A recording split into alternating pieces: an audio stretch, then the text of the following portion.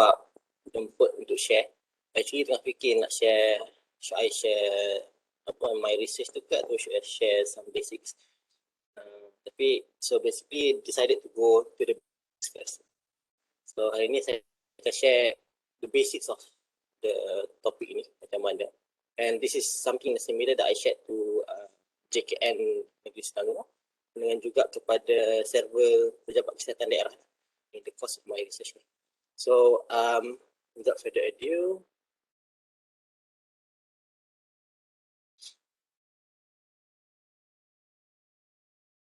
okay. So topic is about vaccination, who, what, and how. In the participants, there anyone who's not able to understand Malay? Mostly I know who you are. But there are a few names I'm not so sure.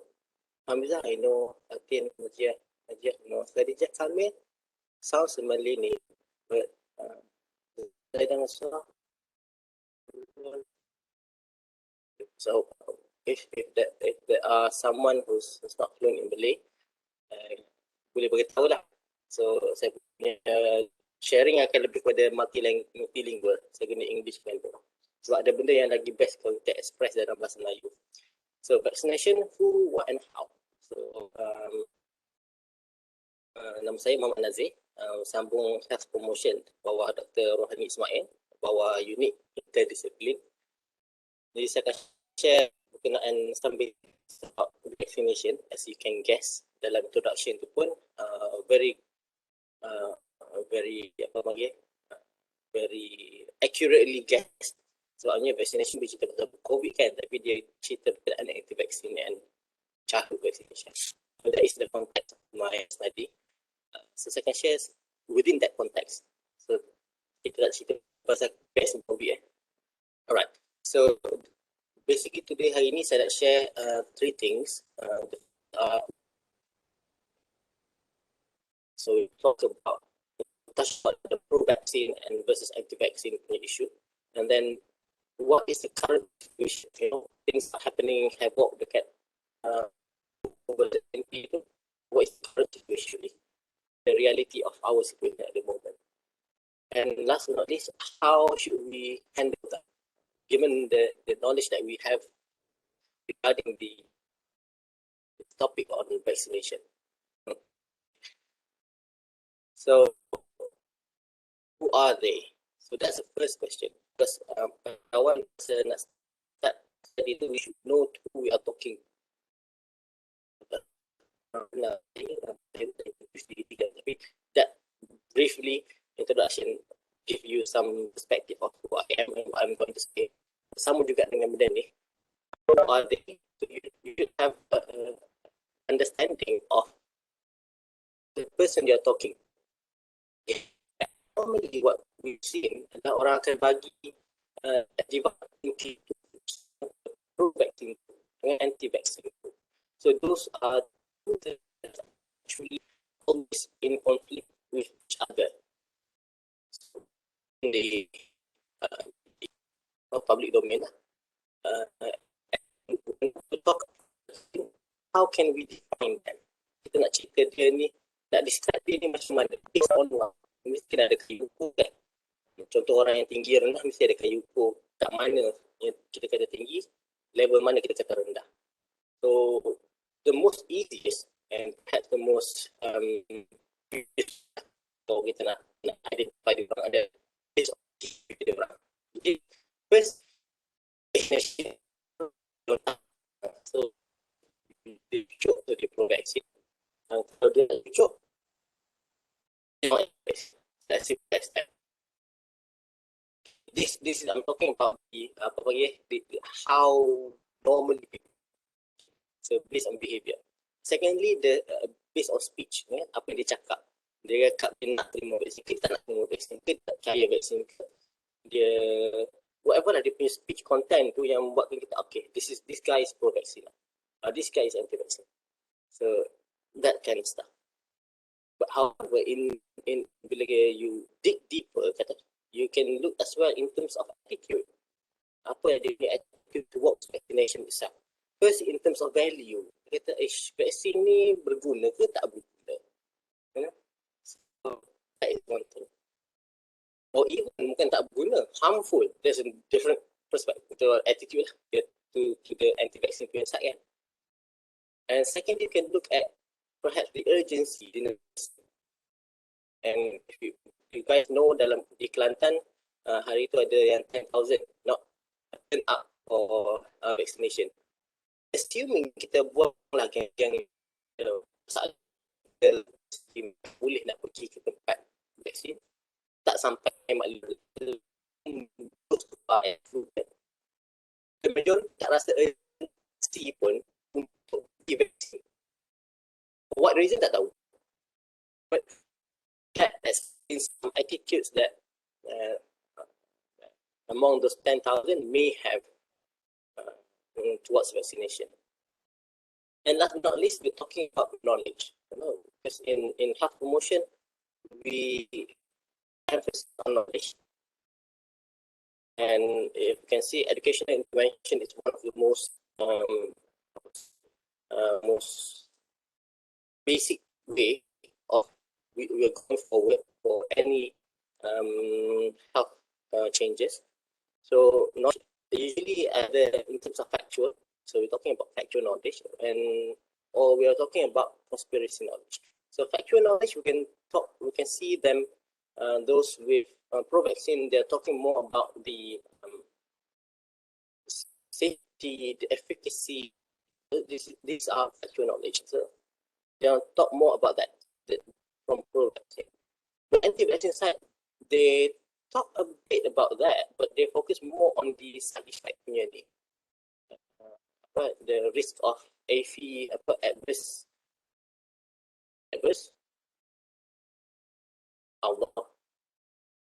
effect following immunization. So they're focusing more on that. But they put more emphasis on that. Selective bias. And then conspiracy pula, we talk about how Yahudi punya ni, how pharmaceutical companies trying to make money out of it. Sekarang ni dah trickle down to the politicians, to the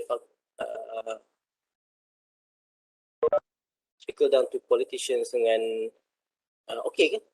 Fakir Razi, Syekh kita ni kata putus, betul tak? Let me know if that's the case.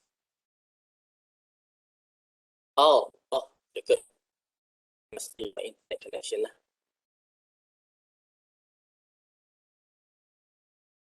Does what I say now sounds better? Ada putus-putus lagi ke? I'm trying to reduce my pace so that my internet can actually carry my words through the line.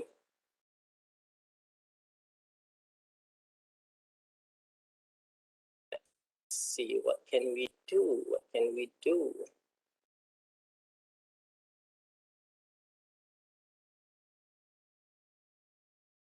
Putus.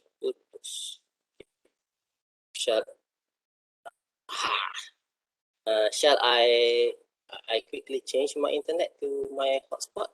Will that be okay? Or dah try pakai earphone? Okay, that's a good idea. Wait, let me see how can I stop video. Okay, do I sound better? Yes, thank you so much, Aina. Currently macam okay. Okay, sebenarnya boleh je tangkap semua words. Alright. Dia rasa macam rapping kot. Makanya okay. So where was I? We're talking about knowledge, how to define those pro-vaccine and anti-vaccine. So we've talked about behavior, we've talked about attitudes, and we've talked about knowledge, about factual and conspiracy. So in actuality, when you want to define pro-vaccine, anti-vaccine, they are actually within a spectrum. You have pro-vaccine on one side, the extreme, and you have anti-vaccine on the other side of the extreme. And in the middle, either in terms of belief, in terms of attitude, or in terms of knowledge itself. And in fact, to make things clearer, we shouldn't be using the term pro-vaccine, anti-vaccine, because that constitutes judgment. Bukan judgment, kita judge dia. Maksudnya dia orang punya judgment terhadap it's better for us to use a behavior punya description. Just vaccine refuser, maksudnya orang yang totally reject all vaccines without any exception. Sebut je nama dia depan tu VAC, maka dia tolak. Kalau bahagian acceptor pula, dia akan accept semua vaksin. We're talking about childhood vaccine yang untuk 13 penyakit tu. So all childhood vaccine, in fact, they may take additional vaccine macam influenza vaccine yearly. They may take untuk campak herpes zoster varicella zoster, nama dia. So they may take additional, which not included within the national vaccination program. So this is only talking about, so yang tengah-tengah mesti lah geng-geng yang partial vaccinated kan, yang jenis pilih-pilih nak cucuk apa, dia rasa apa nak cucuk dia pilih, apa yang tak nak dia tak nak. And usually the case, the most likely victim adalah MMR, walaupun Prof Razmi yang buat kan. Sadly dia lah, sebabnya dia yang ada controversial publication pasal MMR, leading to autism. So usually dalam Malaysia, vaccination coverage for MMR adalah yang the most trailing behind lah berbanding dengan kawan-kawan dia. So yang lain around 90% above, dia orang 88, 89. Now it's improving. Okay, gone past 90% coverage. So it's not quite an issue at the moment. So you have those partial vaccinated in the middle. And this we are talking about behavior saja. Kita tak cerita pun pasal attitudes, kita tak cerita pasal knowledge lagi. In fact, bila kita tengok studies, saya duk baca lah several studies on vaccination and vaccine hesitancy, anti-vaccine ni, saya susun dia macam ni tau. Based on apa yang saya faham, dia punya logik dia tu lah. So you have the behavior punya part, which is in two extreme, whether complete vaccination, inject apa, dia terima semua vaksin, or dia, so you have those two extreme in terms of behavior. Kemudian that behavior spectrum, we have attitude punya spectrum juga, which roughly dalam 3 lah. So you have positive attitude on the other end, dan dia kata, oh vaksin sangat bagus, I feel it's protecting my children, to attitude due to vaccination, yang positif. And then in the middle you have those neutral attitudes. Neutral attitude macam, apa pendapat anda dengan vaksin? Tak ada, cucuk je lah. So no attitude, dia tak opinion about vaccination, personal opinion tak ada. And then you have the other end, the negative attitude. Ini konspirasi lah, ini semua teruk lah, vaksin ni teruk lah, kalau anak kau vaksin ni akan bring more harm to my child than good. So you have that. So within the attitudes pula spectrum, dalam dia tu, dia terkait dengan knowledge, which varies in two dimensions, with the high and low, accurate, inaccurate. So high and low, talking about quantity of the knowledge itself. Accurate, inaccurate, we are talking about the quality of the knowledge. So you can have high accurate knowledge, you can have high inaccurate knowledge, you can have low accurate knowledge, you can also have low inaccurate knowledge. So basically apa yang dia tahu dia lah, based on dia punya exposure and readings. And it's possible dia orang ada more than two, maksudnya high accurate, dia ada low inaccurate juga. This would happen. And from studies, this has been shown that whatever your vaccination behavior is, their vaccination behavior, it doesn't necessarily reflect the attitudes that they have. Extreme lah. Basically, kalau dalam orang yang complete vaccination, you will have those yang neutral or even negative attitudes. Among those yang reject, usually tak adalah. Yang selektif tu yang mungkin positive attitude sikit. So macam pelik. Oh, okay, that's interesting. Punya attitude doesn't reflect. So behavior dia tak reflect attitude dia. And the attitudes tu almost always reflective of knowledge. Those yang ada high accurate knowledge are more likely to have a positive attitude and more likely to complete vaccination. Those with high inaccurate knowledge definitely akan ada negative attitude and definitely will go to rejecting vaccination. So that's what we know, how these three things relate with each other. And perhaps the most macam white flag punya white flag punya study lah, findings ada vaccine refuser, meaning those who in the extreme end of rejecting it. They have low affinity to change, no matter how much knowledge you give to them. Because they orang dah tak cakap on the level of logic akal dah, rational thoughts, not anymore. They operate on a different grander scale. So there's not much worth of educating them. Okay. So let's do those three things together. So one study by Liz from UK, dia suggested, dia kata we can actually divide the parents into 5 groups. Okay. So within the acceptor refuser spectrum tu, you have those yang complete vaccination, ada those yang selective tadi tu, so kita panggil dia partial vaccination lah, dia cucuk sikit-sikit, yang lain dia tak cucuk. Sikit-sikit tu ada dia cucuk dos pertama tapi dos kedua ke tak, ataupun dia pilih vaksin jenis apa untuk dicucuk. And at the end kita ada yang those totally refuse vaccination. So within those complete vaccination, there are 3 groups. So first, the unquestioned acceptor, those yang very positive attitudes toward vaccination and then they complete all their vaccination. You also have those yang cautious acceptor. So dia macam neutral, dia punya attitude dia. Dia rasa macam ada something lah pasal vaccination ni. But alah, cucuk je lah anak aku. So those kind of people. And then you have those hesitant people yang they have a slight negative attitude towards vaccination.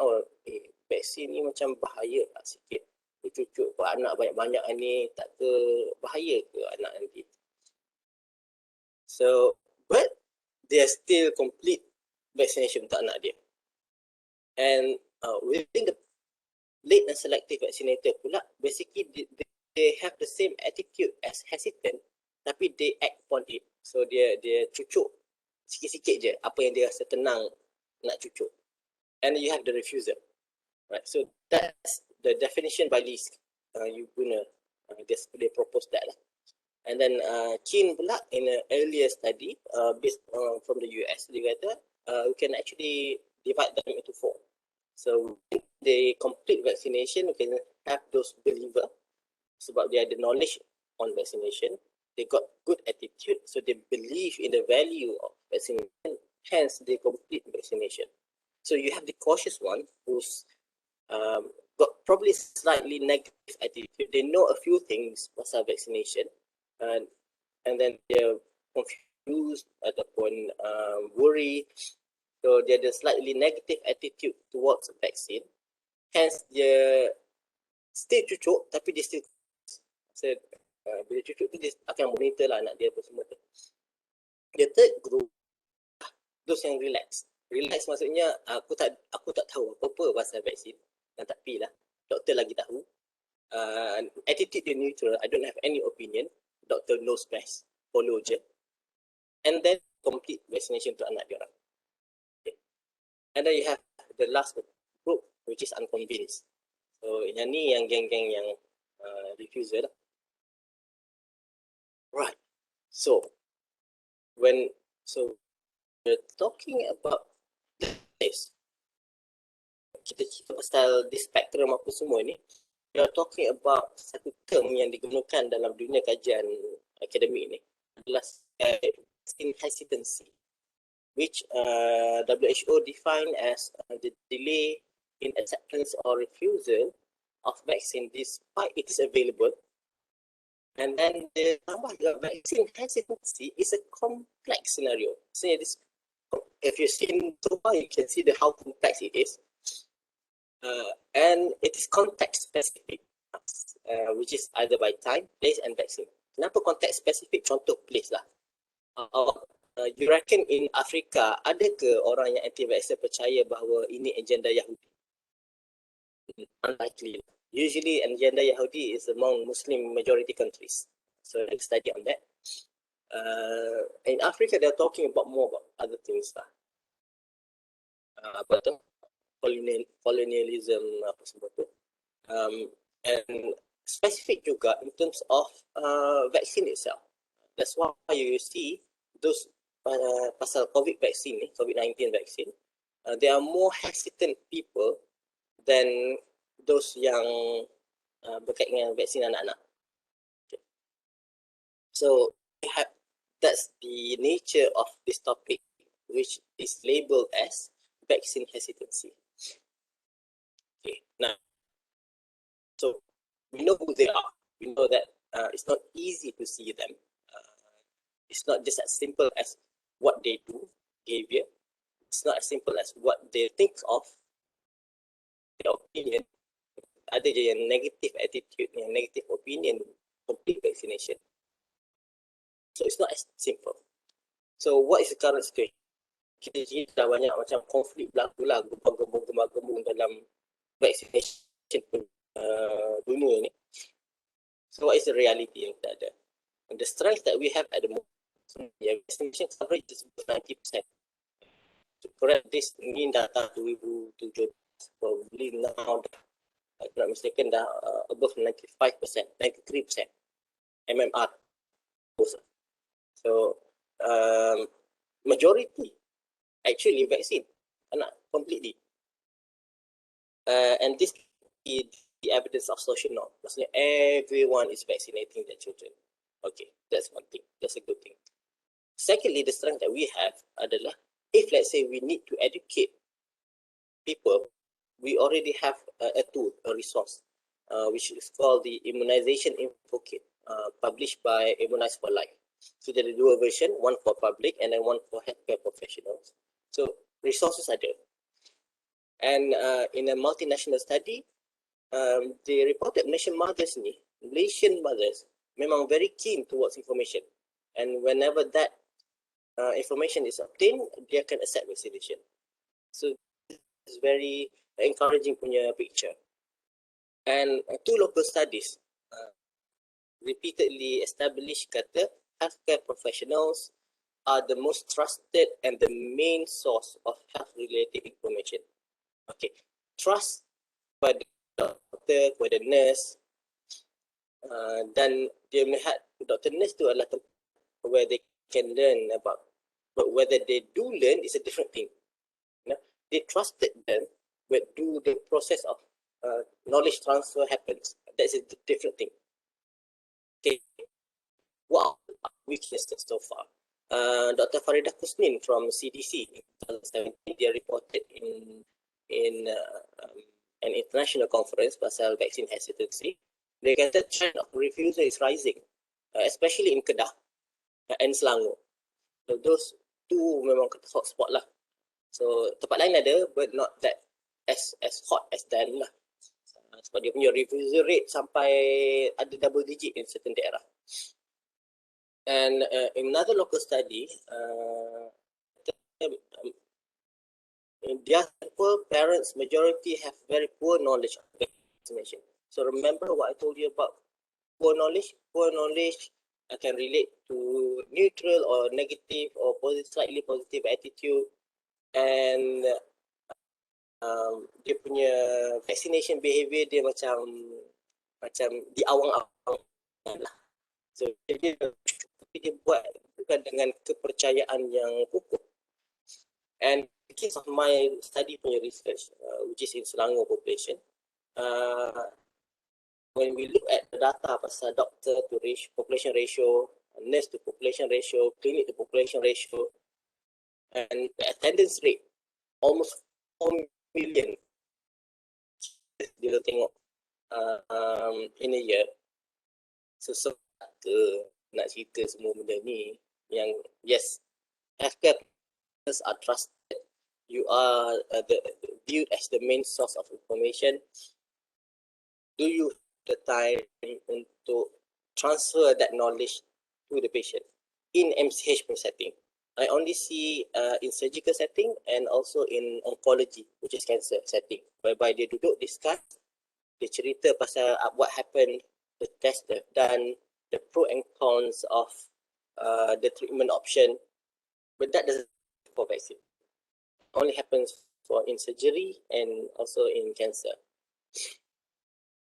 And opportunities that we do have is that you can actually, with knowledge, you can improve attitude. We have established that relationship. And in a study, they reported that maternal mother's education level, income level, and knowledge on vaccination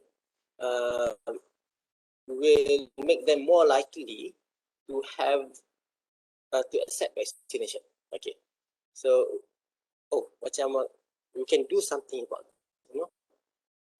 Sebab apa tahu siapa yang pergi ke MCH klinik untuk cek beri perut, walaupun ayah dia pun boroi macam mengandung juga, tapi mak lah kan yang kena pergi. Mana boleh si ayah pergi kan untuk wakilkan mak dia ke.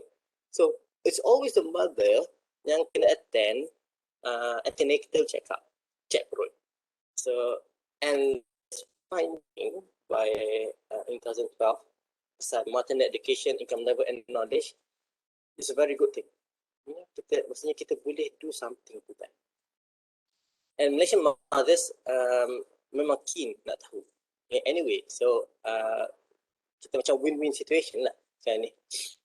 And certain threats that we have adalah that vaccine refuser is the minority, they have a higher presence online. Internet, you go anywhere, you can see them, and they are more proactive in their advocacy. Attitude towards that. They really believe deep down inside this is a possibility. Kita kena selamatkan ummah kita ni. That kind of. And if parents, you know, we're talking it's general parents. Kalau dia nak tahu something dan dia tak dapat daripada healthcare professional maklumat tu, dia akan go where? Internet. And dalam internet tu, there's a lot of information tau pasal vaccination. Some are pro, some are anti. However, vaccine hesitant message on the internet.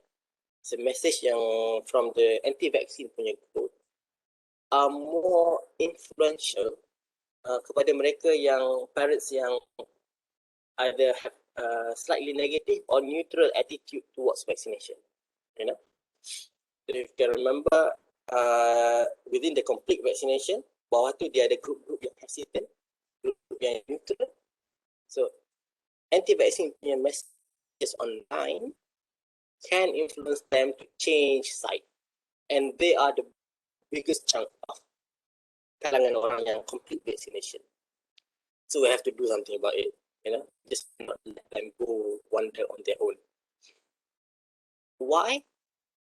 Because when you compare content of pro-vaccine and anti-vaccine, so anti-vaccine uses more narrative punya style, you know, bercerita santai, relax, and it's usually very dramatic. Sebab storyline dia. They will be very descriptive, describing emotions, describing like a sudden twist or something, storyline dia. And compared to yang pro-vaccine pula, it's usually factual lah. Nak buat macam mana kan, that's how the nature of truth. But we have to think of a more creative way to present such a thing lah. So have some more more receptive of knowledge yang berbentuk narrative. People remember stories more than facts. So dan yang menulis maklumat itu juga adalah parents. So they macam boleh rasa lah in the same shoes. So you boleh rasa. And last but not least, the type of information has been shown to relate negatively. They were talking about information yang accurate, so accurate knowledge, tapi certain type they relate negatively towards intention. For example, those yang macam low health literacy, they don't know. If we share to them about the negative impact first, without telling them, asking what they want to know, they're less likely to vaccinate. So for those with low health literacy, usually they wanted to know how long will this protection be given to my child. Maksudnya, aku dah cucuk vaksin hari ni, berapa lama dia akan dilindungi daripada penyakit tu. That's what they wanted to know. So kita tak boleh pergi easily and bombard them with information. So there's some way kita do. And that comes to how we should handle them. Two studies, 2005 and 2018, reiterated the same thing. Educational intervention should be tailored according to the parent's profile, which should be based on attitude and belief. So this needs to be done. Sebab it's not, as you see, it's not a straightforward case. It's not. Patient can actually be profiled into distinct groups. Several attempts has been done. For example, yang list dengan Keen tadi tu. And then there's another one by Rima, whereby they're gonna risk perception attitudinal framework untuk divide parents into 4 groups. And each profile should be given a specific set of information. So this is better compared to the generic information yang ada dalam Immunize for Life. So Immunize for Life, they have one generic information given to everyone. So we can vary those information into different set that differs in terms of quantity and the quality of knowledge dalam itu. And the good thing about the national effort, orang dah memang dah identify 3 objectives. So the first one, nak clarify common rumours pasal vaccine safety. So this dia macam double-edged sword sikit kalau ikut by research. Nak dapat benefit from this it depends on how you do it. You know, if you do it wrongly, dia akan jadi exacerbate the problem.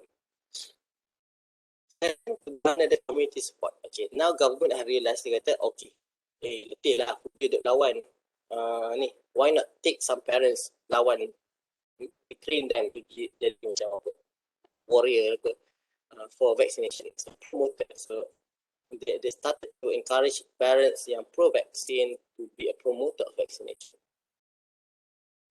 And last but not least, they nak promote and strengthen parents' knowledge, belief and action. So it comes to that. Sekarang ni kita ada the majority adalah yang vaccinating. But kita need the attitude and knowledge tu supaya dia kekal vaccinating. And they've targeted 4 groups. First, expecting on new young parents, deliver the pro-vaccine messages. Those who attend MCH clinic, students in Institute of Higher Education, which is you guys and me, and young professionals, which you guys juga. So they've identified these 4 groups, so we can play a role in these targets. So that's all from me. So hopefully it has been interesting. Thank you.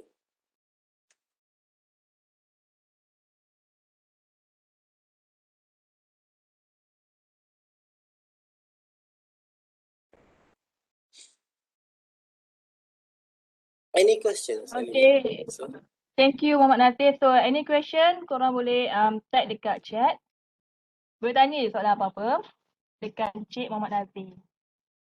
tak payah pakai cik lah. Panggil Nazir je. Kita kan okay. Rasa jauh tak? Okay. Boleh drop your question dekat chat.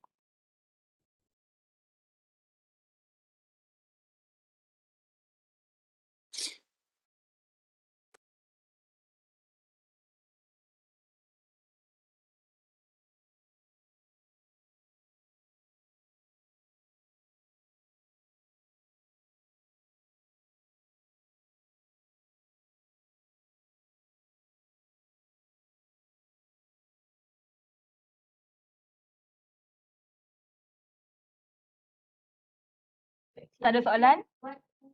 Kalau tak ada soalan, kita boleh wrap our sharing session. Right? Alright, okay.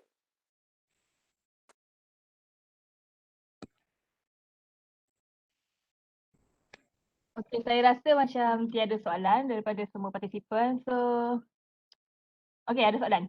Daripada Encik Nalina Rashid.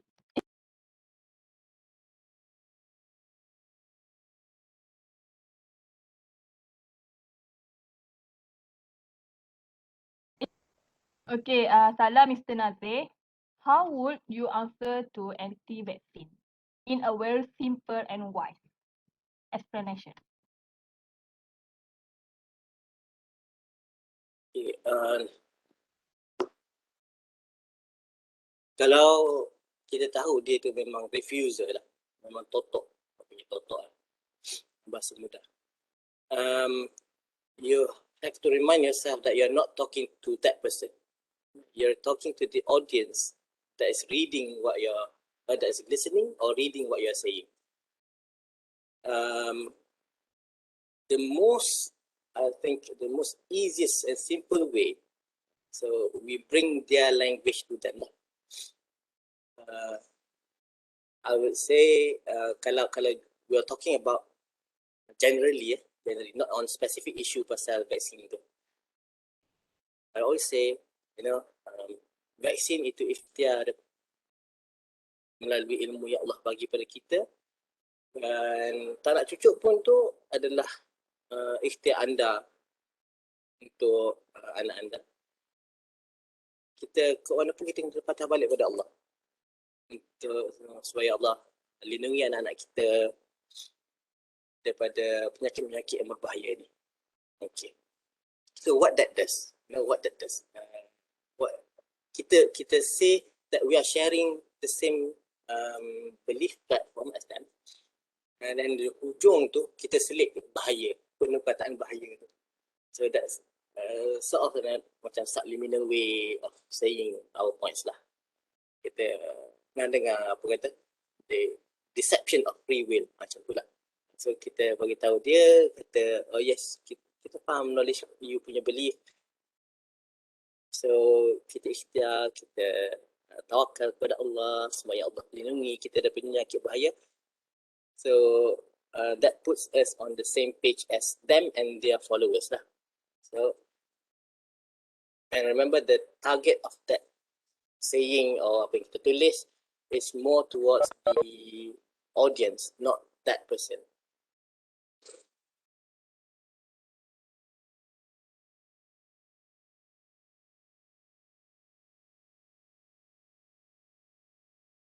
Okay, hujah anti-vaksin apa lah hujah dia yang kata kalau biasanya saya pakai kalau kata agenda Yahudi, saya akan kata Israel has the most extensive vaccine program lah. So, kalau itu factual punya ni lah. When apa lagi hujah anti-vaksin, vaksin ni apa ada orang kata boleh buat autism tu, and that's usually guna approach discredit punya tu, sebabnya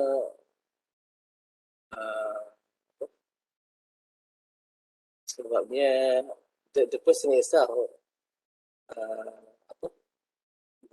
was discredited for dia punya expertise tu, sebabkan publication dia tu very biased. And walaupun kita guna benda macam tu, it's better to use analogy lah. Macam dua ustaz dah gaji tempat yang sama, grad daripada Azhar, balik seorang cakap kita boleh sembahyang jamak je all day, tak perlu dah sembahyang 5 waktu, 3 kali je sembahyang. So kita yang ada ilmu agama ni, kita tahu mana boleh jamak, kita tahu untuk travelling je, ada syarat-syarat dia untuk jamak kasar. So tak perlulah cerita panjang sangat pada diorang. And macam Fatimah cakap tu lah, so banyak hujah dan kita sendiri akan rasa penat. Sebab apa tahu, we should remember, that's why I said earlier, the target audience of what we are saying ataupun what we are writing, hujah kita tu is always about orang lain, the audience, bukannya nak convince yang refuser. So we have to be very cautious sebab there is this grouping bias effect. Maksudnya bila kita bercerita dan orang rasa annoyed dengan apa yang kita cakap, people felt annoyed dengan apa yang kita cakap. Usually bila kita guna cara provokatif ataupun sindir-sindir, sarcastic, so usually macam tu, even those yang macam neutral or negative attitude, slightly negative attitude ni akan boleh easily grouping dengan geng-geng yang refuser. So that is a very problem lah.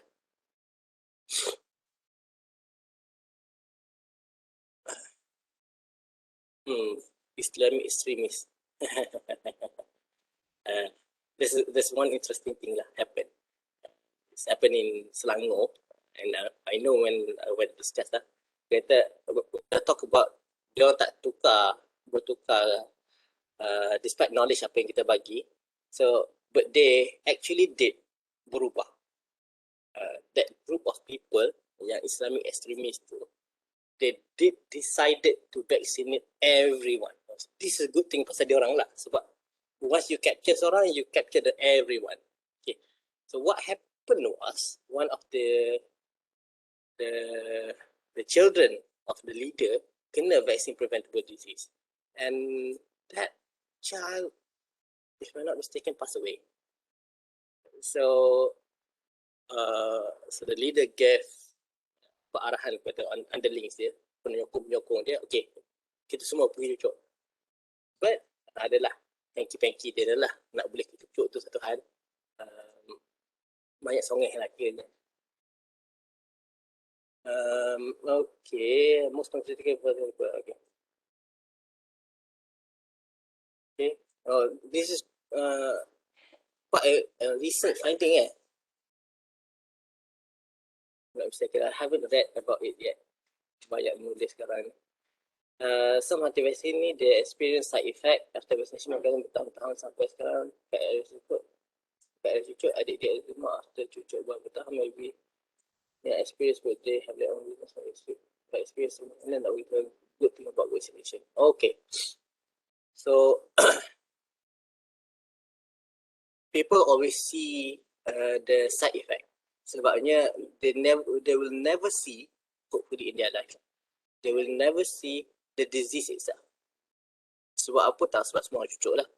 Okay, I always say yes, that's a benefit. But have you ever, contoh lah, I would say lah, my opinion, kata yes, you have eczema, and kita terima the fact that it happens. Kita bukan nak deny that experience, and then that may have caused them some emotion punya problem, bukan problem, issues lah towards vaccination. So kita encourage, kita acknowledge that. But biasanya manusia akan bersyukur, jarang manusia boleh bersyukur dengan benda yang dia tidak perasan dia dapat. Dia take for granted. For example, saya tanya dia, have you ever had someone so bad sampai you kena masuk ward, and then you put on life support? Have you ever rasa sakit belakang up until sampai you punya kaki bengkok. Tak pernah. Have you ever batuk punya kuat sampai muka jadi pucat dan jadi biru? Tak pernah. So itulah rezeki yang kau dapat daripada vaksin. Sebab that was the disease that we protected them from vaksin pula. So kalau yang ada experience with the side effect from vaksin, kita acknowledge sebab kita tak boleh deny dia punya experience tu, that is true. But the best tips that I would say is acknowledge and be honest. So usually, so that's my suggestion lah. Nurul ada tanya why all these reviewers said pharmaceutical companies can't be trusted. Oh, sebab memang pharmaceutical company untung banyak. Banyak gila. Billions. Oh trillions kot. For vaccine. Sebabnya the nature of vaccine dia macam beras lah. It's always hot selling. Sebab tu ramai company yang rush towards developing COVID-19 vaccine. They see the economic appeal with the thing. But we can't blame them from that lah. So even though that's their motivation, but the steps that the way they created the vaccine follow a strict scientific punya procedure. You guys know more lah, someone yang kalau ada postgrad ke bawah Prof. Nazir, you know better than me. Even I got hari iaitu explain to me how mRNA vaccine was developed. So you know more than me on this. So yeah, because of that.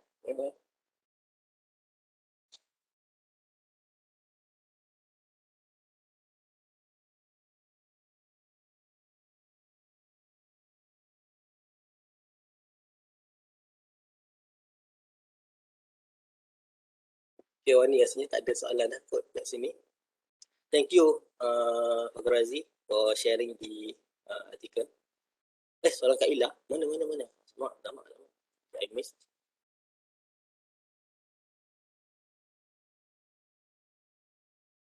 Semua soalan dah dijawab ke? Kalau tak ada, boleh drop the question lagi. Kak Ila ni, about someone yang ada experience side effect tu, yang cousin dia tu. Sudah address tadi, yang cerita pasal acknowledge the experience and whatever emotion that comes from the experience, and then kita nampak benefit of vaccine sebab they don't have the disease. The benefit of vaccine adalah bila kita tak ada benda tu. So dia beza sikit lah dia punya concept of reward tu. Kalau usually bila we do something good, the reward mungkin dapat duit, dapat ice cream, dapat apa. So that's something that we receive. But dalam vaksin, the good decision about vaccine comes from the fact that kita tak ada that disease. And usually people are normally sihat. Usually lah. So dia rasa ini macam biasa je. Yes, memanglah macam biasa. We did something to help you maintain that biasaness.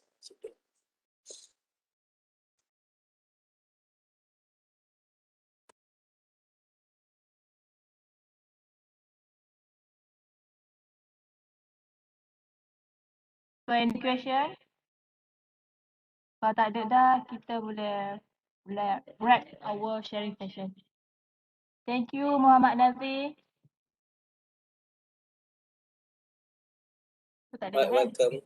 Thank you for the invitation. Alright, see you another next sharing session.